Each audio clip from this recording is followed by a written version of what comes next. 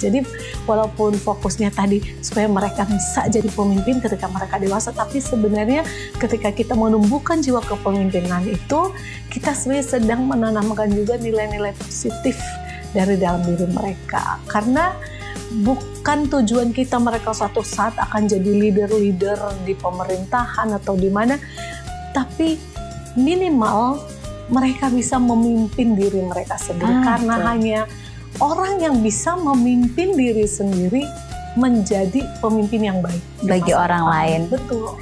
Jadi tanamkan kepada anak kalau punya tugas pekerjaan itu harus sampai selesai.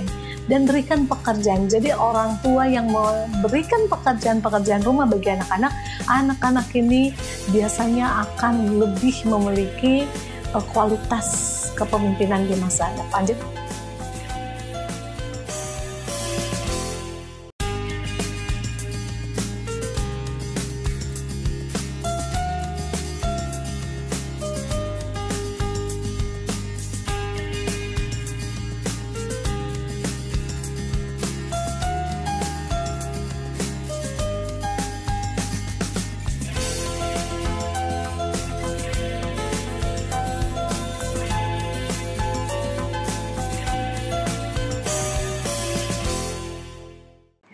Shalom pemirsa Hope Channel dimanapun Anda berada, kita bertemu kembali dalam program Love Your Child, satu program yang mengajak kita untuk mendidik dan mengasihi anak-anak menjadikan generasi yang lebih baik.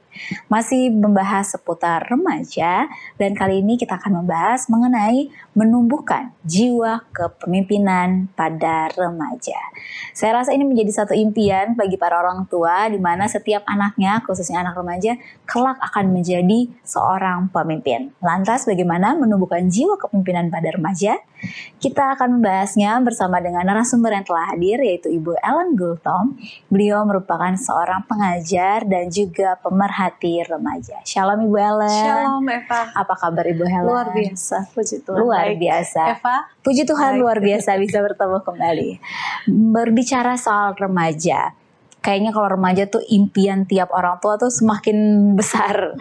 Anak saya sebentar lagi dewasa, saya harus mempersiapkan diri tiap anak remaja ini dengan hal yang lebih baik. Salah satunya adalah menjadi seorang pemimpin. Kayak saya rasa setiap orang tua tuh maulah anaknya menjadi pemimpin, menjadi seorang pemimpin. Tapi kan Ibu Ellen, langsung ada tapinya.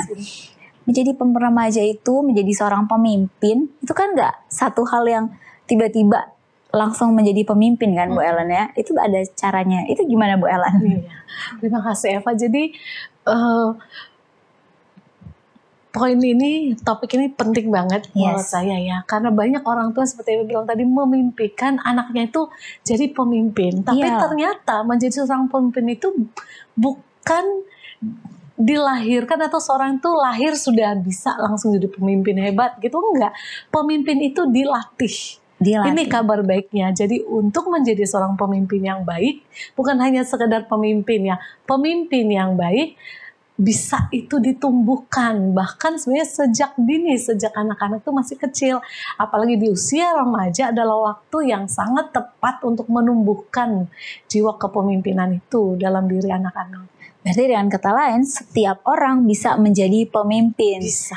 Asal dilatih dengan baik. Nah, berarti kan jiwa anak-anak ini bisa menjadi seorang pemimpin. Gimana cara untuk melatihnya?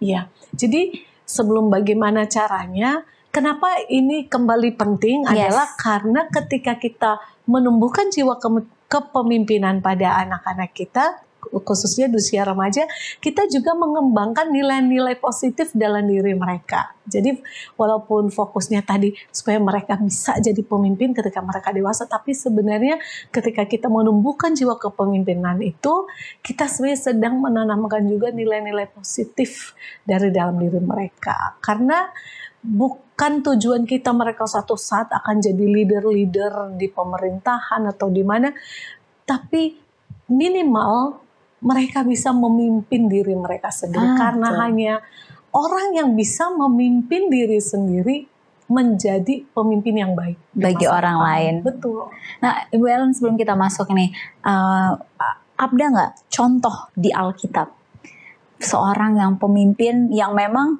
dia karena memang sudah dilatih untuk mempunyai jiwa pemimpin ini. Itu dia. Jadi jangan menganggap nanti kepemimpinan itu dipelajari setelah anak itu dewasa. Ternyata pemimpin-pemimpin di usia sangat muda pun ada sejak zaman dahulu. Di Alkitab kita tahu raja siapa? Yosia. Dia raja yang paling muda. 7 tahun sudah jadi raja. Bukan hanya sekedar raja karena dia adalah anak raja, tetapi bila kita baca sejarahnya luar biasa. Dia masih muda, tapi dia tahu apa yang paling penting yang harus dilakukan seorang raja. Dia memperbaiki rumah Tuhan. Dan saat ini banyak juga saya tahu, saya sempat baca-baca referensi pemimpin-pemimpin besar di dunia atau bahkan dalam negeri di Indonesia yang sudah menjadi pemimpin di usia yang sangat muda. Ada di Indonesia umur 28 tahun sudah jadi bupati. Jadi peluang anak-anak menjadi pemimpin di usia muda itu untuk saat ini ya, kalau zaman dulu mungkin senioritas, kalau sekarang lebih terbuka besar dan setiap anak punya potensi leader di dalam dirinya. Ini adalah potensi yang orang tua sering mungkin tidak sadar, tidak aware, tapi mudah-mudahan dari acara hari ini membuka ya mata pikiran orang tua. Ayo kita latih anak-anak ini menumbuhkan jiwa kepemimpinan sejak dari mereka muda. Karena terkadang mungkin orang tua berpikir, saya ingin, tapi saya nggak tahu gimana caranya. Nah sekarang langsung masuk nih Bu Ellen. Faktor apa aja sih yang bisa mempengaruhi seorang anak remaja ya, anak remaja khususnya untuk menjadi seorang pemimpin? Ada kualitas-kualitas yang harus ditumbuhkan oleh seseorang sejak muda. Kita bilang di sini sejak remaja ya. Kenapa sejak remaja? Karena biasanya di usia remaja disinilah usia mereka itu mengeksplor dunia lebih luas ya. Ada kualitas-kualitas yang mereka harus tumbuhkan, harus ada di dalam diri mereka supaya mereka bisa menjadi pemimpin di masa depan. Yang pertama itu adalah tanggung jawab itu sih. Jadi anak-anak yang menyadari memiliki tanggung jawab.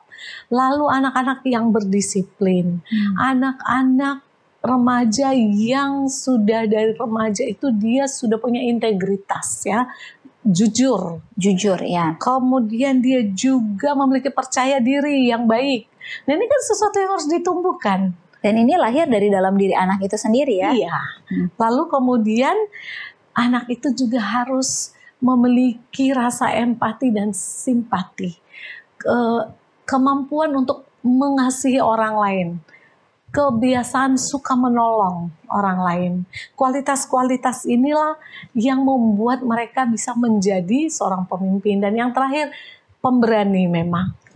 Nah itu sesuatu yang harus ditumbuhkan supaya anak bisa menjadi seorang yang berani. Nah itu yang akan kita bahas ya. Jadi tadi ada faktor dari dalam diri anak itu sendiri, yaitu saya tertarik banget dengan tanggung jawab. Karena saya berpikir juga nggak mungkin ya seorang pemimpin menjadi pemimpin kalau dia nggak bisa punya rasa tanggung jawab, jujur, bahkan tadi sikap yang berani.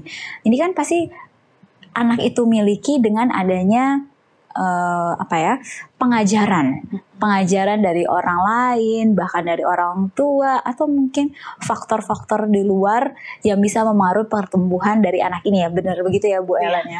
Nah kalau dari luar ada juga sebenarnya. Nah ini menarik nih. Kira-kira apa faktor dari luar yang mempengaruhi anak menjadi seorang pemimpin? Kita akan membahasnya. Tahan dulu dan pemirsa tetaplah bersama kami The Love Your Child.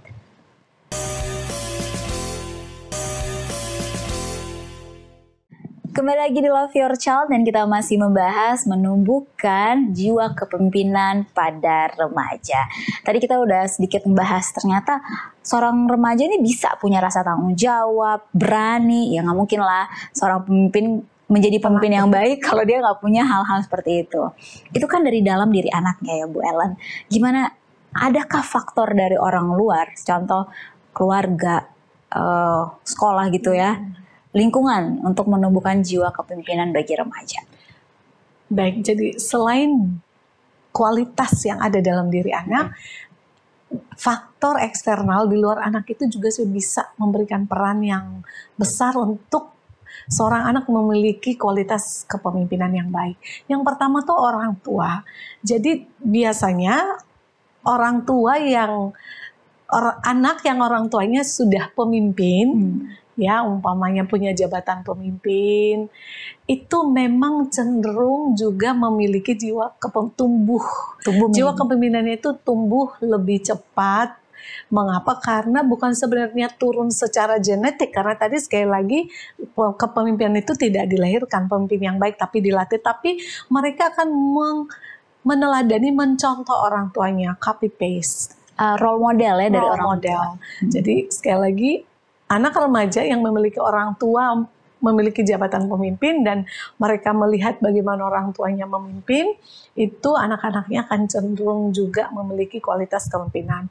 Karena ada juga karena karisma kepemimpinan orang tuanya turun ke anaknya. Itu kan banyak terjadi di negara kita ya, kalau bapaknya sudah menjabat ini, biasanya anaknya diminta untuk meneruskan, apalagi di dunia politik. Sama seperti raja-raja di zaman dulu, mungkin seperti di zaman Alkitab, kalau ayahnya sudah raja, anaknya cenderung menjadi raja. Bahkan tanpa dipaksa pun menjadi raja, mereka memang sudah kemampuan. Jadi itu faktor dari orang tua. Jadi penting sekali juga memang kalau kita orang tua adalah memiliki jabatan gitu ya, kita seorang pemimpin, tunjukkan, berikan teladan yang baik pada anak-anak, menjadi pemimpin yang baik itu seperti apa. Itu dari keluarga ya? Ya, bisa juga dari sekolah. Nah, sekolah gimana? Untuk remaja justru yang lebih banyak berperan itu sekolah. Mengapa? Karena di sekolah lah mereka biasanya pertama kali memiliki organisasi. Kan kalau di SD kayaknya belum ada OSIS ya, di SMP.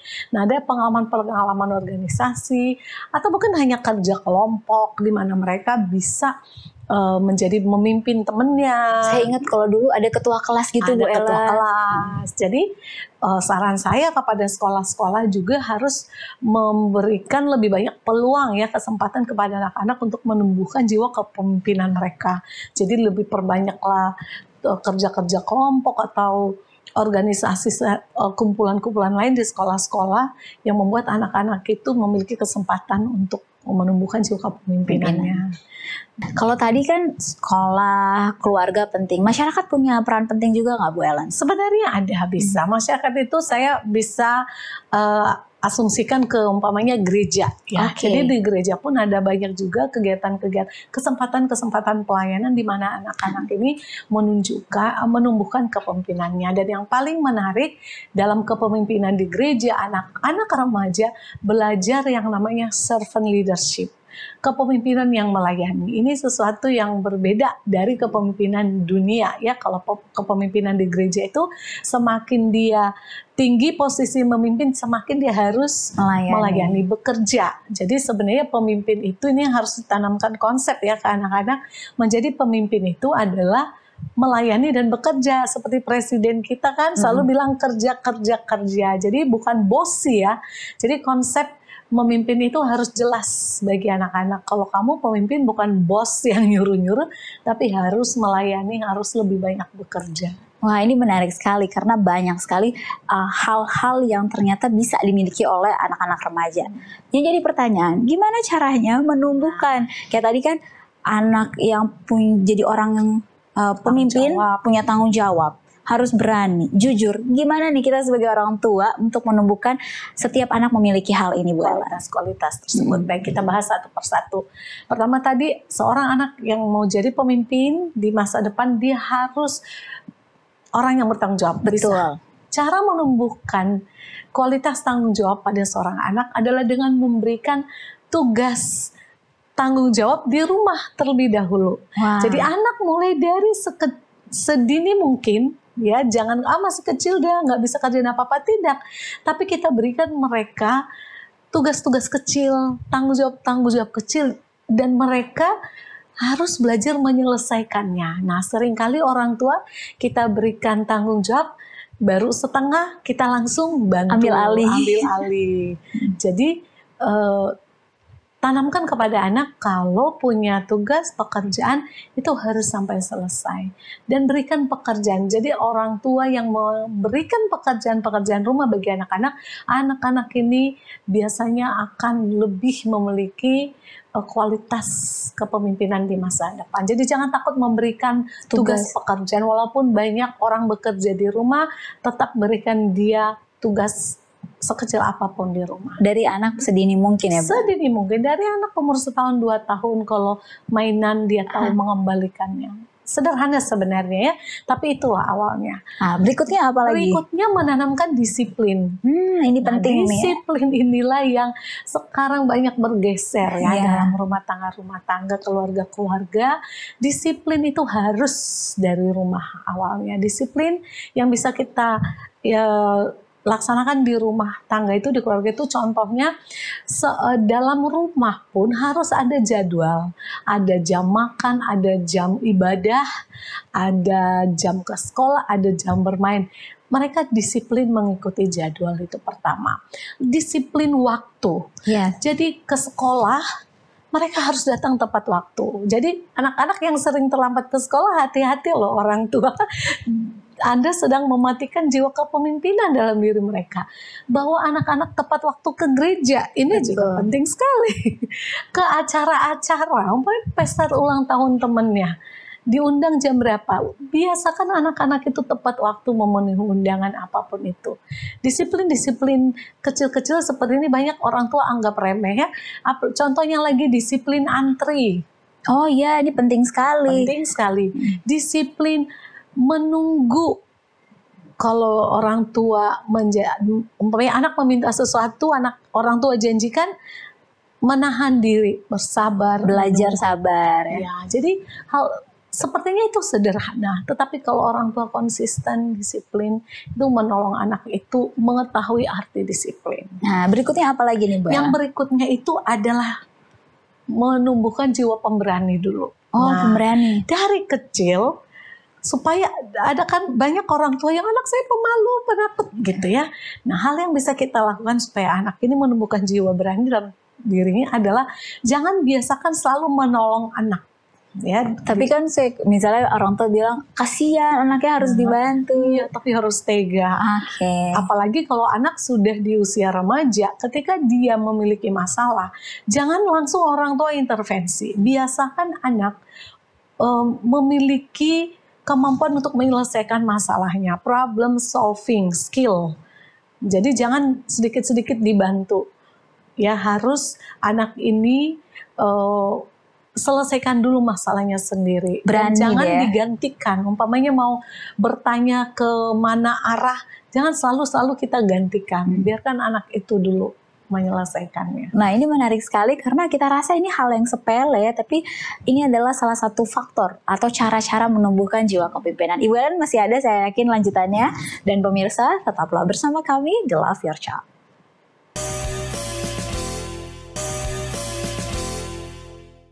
Kembali lagi di Love Your Child dan kita masih membahas cara menumbuhkan jiwa kepemimpinan pada remaja. Sekarang kita masuk nih cara menumbuhkan lebih ke prakteknya ya yang harus dilakukan oleh orang tua. Tadi beberapa udah diajarkan untuk menumbuhkan rasa-rasa itu. Saya jadi punya pertanyaan, apakah ada pengaruh ketika kita memasukkan anak usianya lebih cepat daripada usia seharusnya terhadap jiwa kepemimpinan anak ini? Jawabannya ada.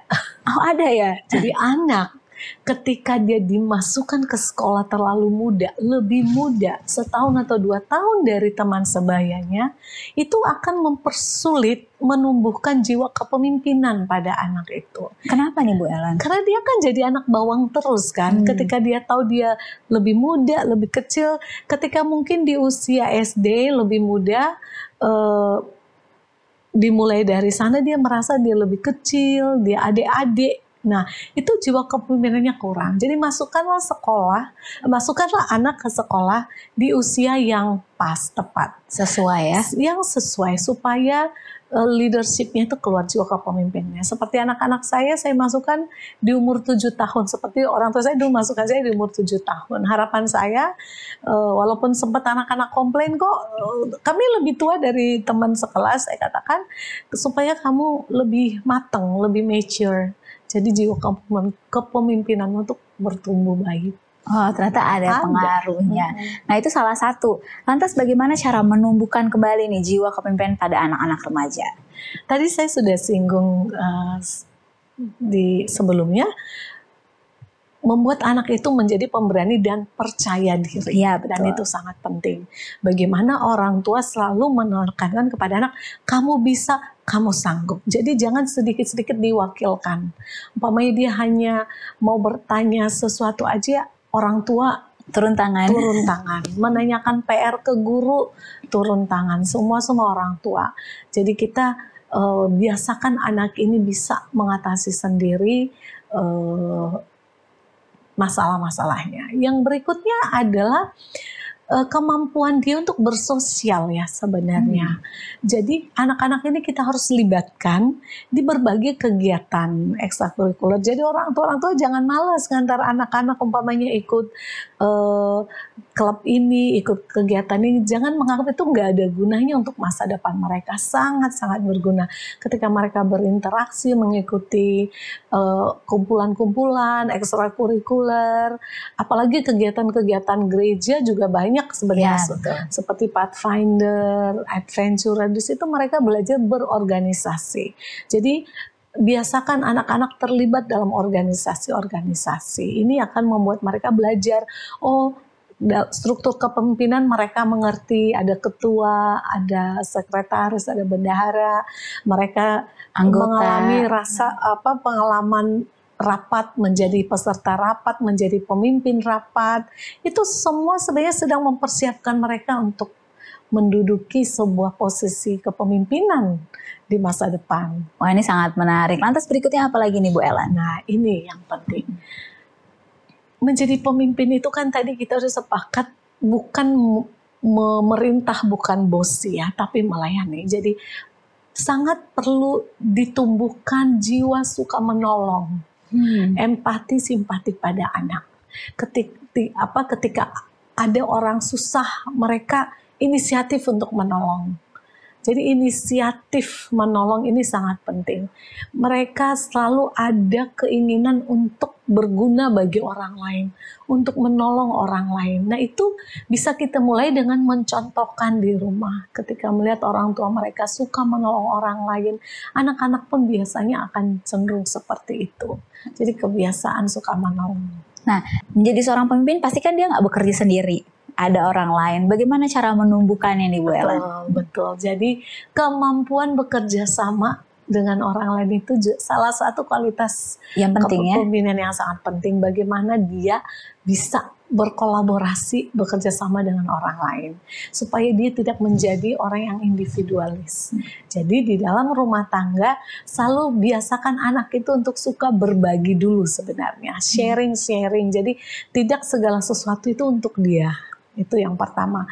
Lalu yang kedua, anak-anak harus melihat bahwa di dalam rumah tangga itu ada kerjasama. Kebiasaan gotong royong. Jadi tidak boleh ada di dalam rumah itu yang bekerja hanya sendirian. Jadi ada waktu-waktu umpamanya minggu pagi sama-sama bekerja. Tidak boleh si ibunya sibuk sendiri, ayah sama anak-anak main PlayStation. Contoh itu sebuah teladan yang tidak bagus.